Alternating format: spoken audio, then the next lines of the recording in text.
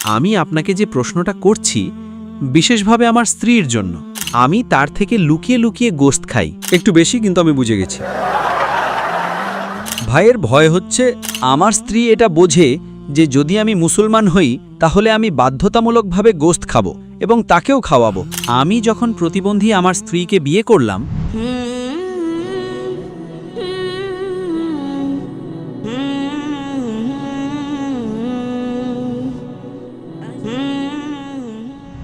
আমার নাম মহেশ কদম, আর আমি চিতা ক্যাম্প ডি অঞ্চল থেকে এসেছি। তো আমার এই প্রশ্নটা জিজ্ঞেস করার আছে যে আজ থেকে 6 মাস আগের কথা। আমি খুব অসুস্থ ছিলাম, আর আমি নিজের অনেক চিকিৎসা করিয়েছি, কিন্তু আমার কোনো উন্নতি হয়নি। তো আমার কেন উন্নতি হচ্ছে না এই বিষয়টা নিয়ে আমি খুব ভাবছিলাম। তো আমি জানতে পারলাম যে আমি যেই এলাকায় থাকি সেই এলাকায় গোশত খাওয়ার জন্য নিষেধাজ্ঞা আছে। তো কিছুদিন পর আমি চিতা ক্যাম্পে আসলাম। চিতা ক্যাম্পে আসার পর আমি ছোটবেলা থেকে যা খেতাম সেই জিনিসটাই আমি আবার শুরু করলাম, আর আমার অবস্থার উন্নতি হলো। আমার 16 কিলো ওজন কমে গিয়েছিল, যা পরে সমান পর্যায়ে চলে আসে। তো বলার মানে হলো এই যে আমি আপনাকে যে প্রশ্নটা করছি এই প্রশ্নটা আমার জন্য বা অমুসলিম ভাইদের জন্য নয়, বিশেষভাবে আমার স্ত্রীর জন্য। এটা এই কারণে, কারণ এই মুহূর্তে সে আপনাকে টেলিভিশনে দেখছে। আমি তো আজ ইসলাম গ্রহণ করতে যাচ্ছি, তো আমি আমার স্ত্রীকে এটা জানাতে চাই যে আমি একবার আপনার এর আগে একটা লেকচারে শুনেছিলাম যে মানুষের যে এই যে দাঁত থাকে সেই দাঁতের গঠন যেভাবে তৈরি করা হয়েছে তা গোশত খাওয়ার জন্যও বটে। আর আমার বন্ধুরা আমাকে একটু আগেই বলল যে 2 দিন আগে আপনার লেকচারে আপনি বলেছিলেন ইসলাম আমাদেরকে এটা বলে না যে গোশতই খাও তুমি। বুঝেছেন? আপনি হয়তো গত পরশুদিন আমার বলেছিলেন যে গোশত দামি হয়ে গেছে, আপনি সবজিও খেতে পারেন। তো আমাকে এটা বলতে হবে আমি তার থেকে লুকিয়ে লুকিয়ে গোশত খাই, যা আমাকে যে কোনো অবস্থাতেই খেতে হয়, কারণ ওটাই আমার শরীরের সাথে সমতা বজায় রাখে। তো হ্যাঁ, কারণ আমি ওরকম ছোটবেলা থেকেই আমি ওরকমই। কিন্তু আমার স্ত্রী একজন প্রতিবন্ধী।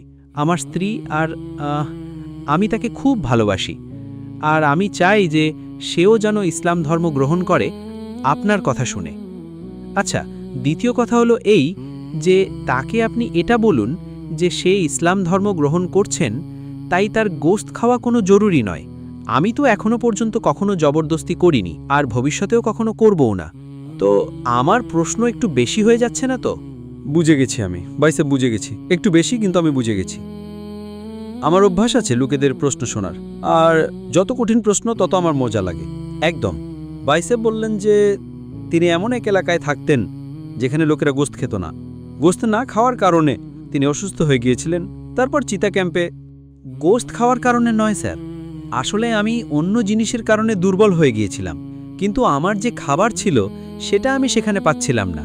হ্যাঁ, আমি ইনশাল্লাহ আমি উত্তরটা সম্পূর্ণ করব, তারপর আপনি পেয়ে যাবেন ইনশাল্লাহ। আমি আপনার প্রশ্নটি বুঝতে পেরেছি আর শুনেও ফেলেছি। আর আমি একজন চিকিৎসকও।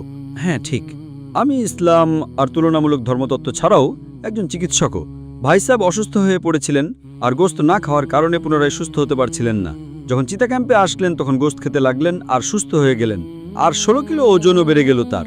আর তার গোশত খাওয়ার অভ্যাস আছে ছোটবেলা থেকে, কারণ গোশতের ভেতর চিকিৎসা বিজ্ঞান আজ এটা বলে যে এটা পরিপূর্ণ খাবার। শরীরের ভেতর অ্যামাইনো অ্যাসিডের প্রয়োজন পড়ে 23টি অ্যামাইনো অ্যাসিডের, যার মধ্যে 8টি অ্যামাইনো অ্যাসিড শরীরে নিজে থেকে তৈরি হয় না।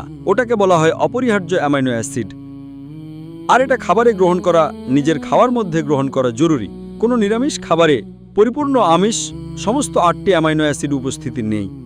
আপনি যখন মাংস খান, গোশত খান, এতে 8টি অ্যামাইনো অ্যাসিডই উপস্থিত আছে, যা খুব ভালো আমিষ। সম্পূর্ণ উত্তরের জন্য ইনশাল্লাহ আগামীকাল আমার বয়ান আছে, যার মধ্যে আমি পরিষ্কারভাবে বিস্তারিতভাবে উত্তর দেব। কিন্তু আপনার মূল প্রশ্ন ছিল, আপনার প্রথম প্রশ্নের উত্তর দেব নাকি আরও একটা প্রশ্ন করতে চান আপনি? না, চলবে চলবে। প্রশ্ন 1-2? হ্যাঁ, একটাই। পরে সারির পেছনে হ্যাঁ, তারপর আপনি আবার আসতে পারেন, কারণ অমুসলিমকে আমি অনুমতি দিই 1-এর বদলে 2, 2-এর বদলে 3, এখন 3-এর বদলে 4, তো বাকি লোকেরা বলবে অবিচার হচ্ছে। ওই একজন মুসলিমের কাল মস্তিষ্কে রক্তক্ষরণ হয়ে গিয়েছিল, সে বলছে আমাকে সুযোগ দিচ্ছেন না। তিনি আমাদের সামনেই ছিলেন, আপনার সামনেই ছিলেন। দেখুন, আপনি সুযোগ পেলেন, তিনি পেলেন না। মস্তিষ্কে রক্তক্ষরণ তো নিউরোস্নায়ু শল্য চিকিৎসককে ডাকতে হবে। যেমনটা আমি বলছিলাম যে আপনি এখন ইসলামের প্রতি ইনশাল্লাহ আপনি সন্তুষ্ট আর আপনি তা গ্রহণ করতে চান। আপনি সাথে সাথে এটা বলতে চান আপনার স্ত্রীকে যে আমিষ খাওয়া, গোশত খাওয়া ভুল নয়। ইনশাল্লাহ আপনার স্ত্রীকে বলুন যে কাল আমার অনুষ্ঠান আছে, এখনই সরাসরি সম্প্রচার দেখছেন, কালকেও এই সময়ে দেখতে, 6:30 থেকে শুরু করে 10টা পর্যন্ত। ইনশাল্লাহ এর উত্তর আপনি পেয়ে যাবেন। কিন্তু এটা বলতে চাই যে গোশত খাওয়া মুসলমানের জন্য ফরজ নয়। কোথাও লেখা নেই কোরআন বা হাদিসে যে মুসলমানের গোশত খাওয়া ফরজ। একদম। অনেক সময় যদি আপনার শরীর গোশত হজম করতে না পারে, অনেক সময় কিছু মানুষের ক্ষেত্রে, তখন গোশত খাবেন না। সাধারণত মানুষ হজম করতে পারে।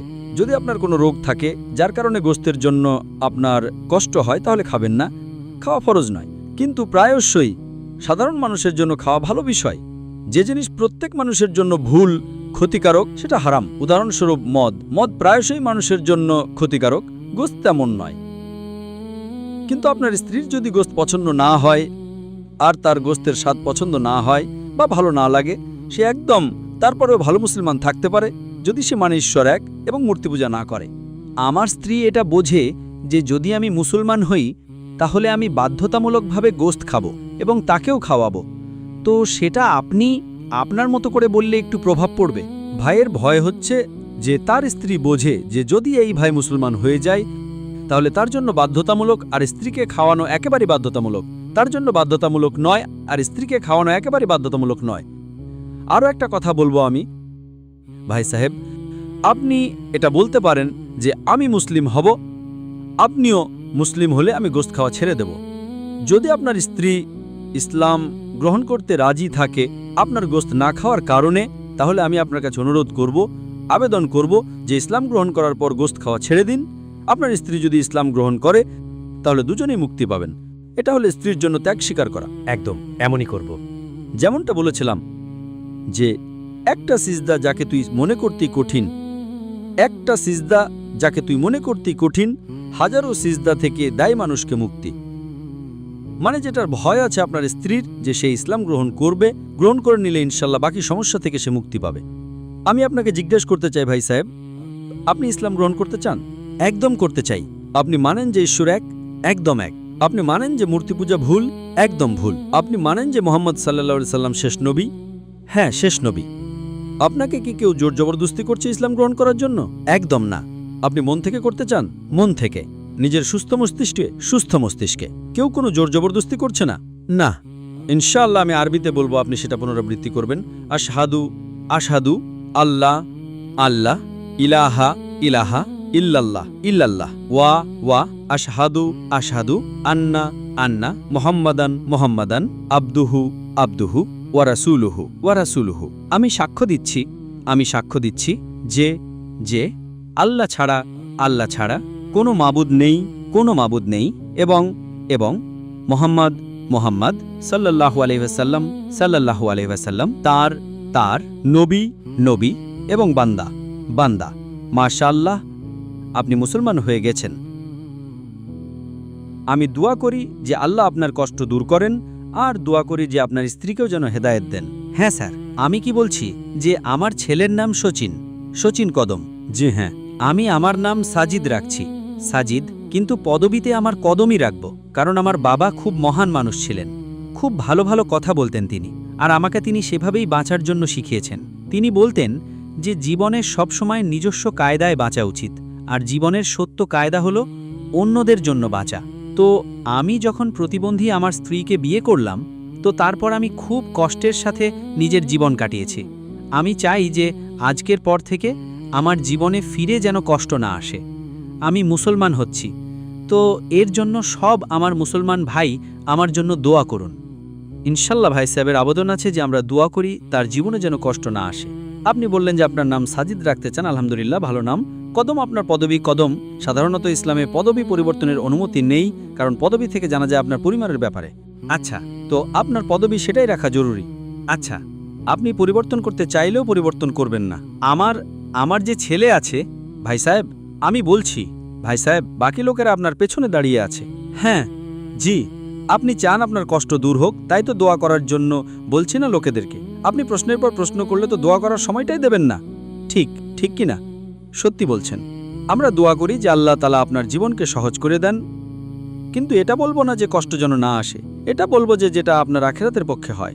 আল্লাহ তাআলা আপনাকে এত কষ্ট কখনো দেবেন না যা আপনি বইতে পারবেন না। কোরআন মাজিদে আল্লাহ তাআলা বলেন সূরা বাকারাতে সূরা নম্বর 2 আয়াত নম্বর 286-তে যে আল্লাহ সুবহানাহু ওয়া তাআলা কোনো মানুষকে এত কষ্ট দেন না যা সে বইতে পারে না। আল্লাহ তাআলার ওয়াদা আছে। তারপরেও আমরা দোয়া করি, হে রব, আমাদের এত কষ্ট দিও না যে আমরা সহ্য করতে পারবো না, কারণ আমরা নিজের পায়ে কুড়াল মারি। আল্লাহ তাআলা কখনো কোনো মানুষকে এত মুসিবত দেন না, এত কষ্ট দেন না যা সে বইতে পারে না। কিন্তু মানুষ নিজের পায়ে কুড়াল মারে, নিজেকে এত কষ্টের মধ্যে ফেলে দেয় যে তাদের জন্য কঠিন হয়ে যায়। আল্লাহ তাআলা কখনো কোনো মানুষকে এত কষ্ট দেন না যা সে বইতে পারে না। আমি আল্লাহর কাছে দোয়া করব যে যদি কষ্ট আপনার জীবনে আসে, আপনি ইনশাআল্লাহ এই কষ্টে সফলতা পাবেন আর আখিরাতে আপনি এর সব পাবেন। আশা করি এটি প্রশ্নের উত্তর দেয়।